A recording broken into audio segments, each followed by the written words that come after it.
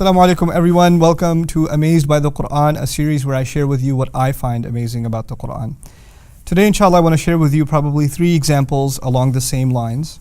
And this is actually a subject matter that's kind of difficult to understand at first, but I think we can understand it pretty easily.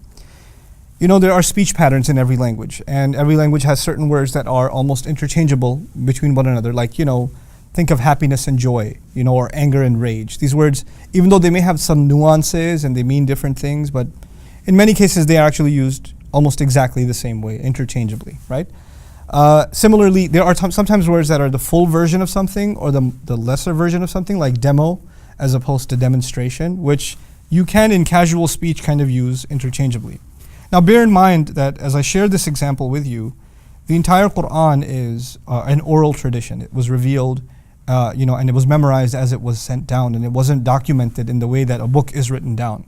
It's passed down primarily as an oral tradition, and later on it is put into writing. So the Arabic language, let's start with that. The Arabic language actually has 2 words for giving counsel. One of those words is wassa, and the other word is awsa. And even if you don't remember that vocabulary, it's okay. Wassa is used in Arabic when you give counsel that is of a spiritual nature, or that when you give it over and over again. So basically, actually, in Arabic, the only nuance to wassa is counsel that is given over and over again, as opposed to that awsa is actually counsel that's given one time. So I'll repeat that again. Wassa, over and over again. Awsa, one time.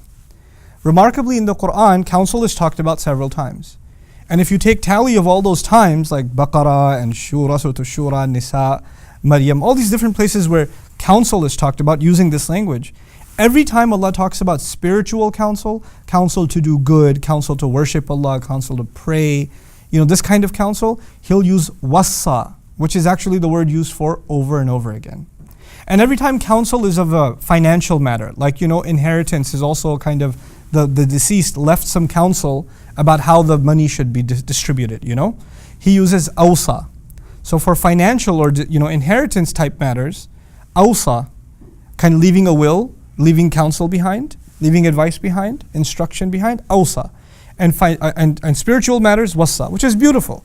Because Allah is saying, think about it. How many times is inheritance going to be distributed? One time. It's a one-time thing. So awsa is a better word to capture the one-time nature of that kind of, distribution of will, that kind of counsel. However, spiritual counsel, be mindful of Allah, be truthful, be kind, pray. This is not the kind of counsel you give somebody once. You have to give it over and over and over again. That's the nature of spiritual counsel. It must be repeated. So he beautifully uses every single time the word wassa. Now think about that. In the Arabic language, wassa and awsa are interchangeable with a subtlety. One is repeated, the other is not. But the Quran is very precise about where it uses each one, with one amazing exception. Isa alayhi salam, Jesus is born. The Quran has a unique narrative about Jesus that the Bible doesn't have, that he spoke the day he was born. And part of his speech is وَأَوْصَانِي بِالصَّلَاةِ وَالزَّكَاةِ مَا دُمْتُ حَيًّا. He counseled me to pray and to charity so long as I'm alive. Meaning Allah counseled Jesus. Isa says, alayhi salam, Allah counseled me to pray and to give charity. Except the word he used for counsel this time is the word that you typically find in the Quran for financial matters. Why though? This is a spiritual counsel. To pray, to give charity. Some argued that perhaps this word is used here because charity was mentioned, which is financial. But there's something more going on here. Remember in the beginning of this elaborate explanation, I told you that awsa is for one time and wassa is over and over again. Isa alayhi salam is how old? One day. He couldn't possibly have been given counsel over and over and over again. He's only been given counsel to pray and give charity one time. So he says, Awsani bis-salati was-zakati. 23 years of an oral revelation, and the only time the pattern is broken is when the one-time advice is given. It's what you have to call amazing. Another 2 examples I want to quickly give you along the same lines, because they're so short that if I made a video by themselves, they'd be like a minute long. So I'll throw them in here, inshallah. Is 2 words. We'll compare 2 words. There's this word a'yun, and there's the word uyun. A little more vocabulary for you.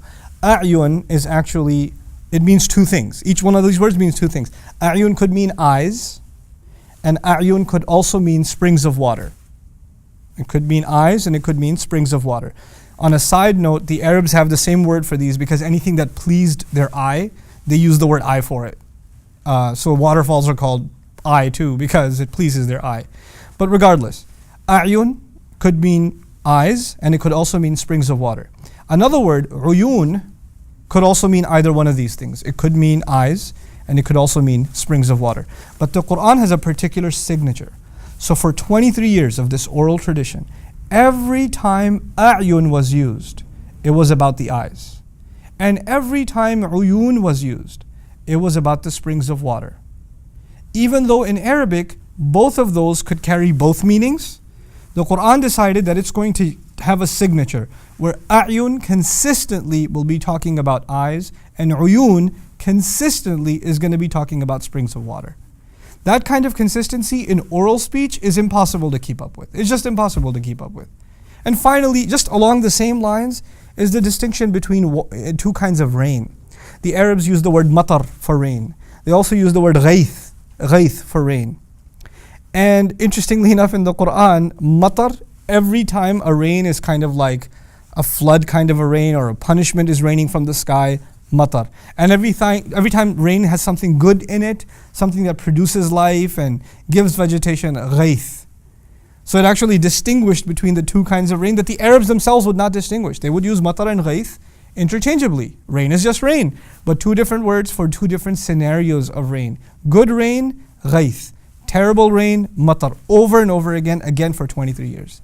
The point of this short session was to illustrate to you how the Quran, when it picks a word, and it sticks with it, and it creates a pattern using that word, it actually creates a literary signature for that word. And these are the kinds of things, inshallah ta'ala, over the course of this series that I hope to elaborate before you more and more and more. May Allah give us a genuine appreciation of His beautiful word. Barakallahu li wa lakum. Assalamu alaikum wa rahmatullahi wa barakatuh. See you next time.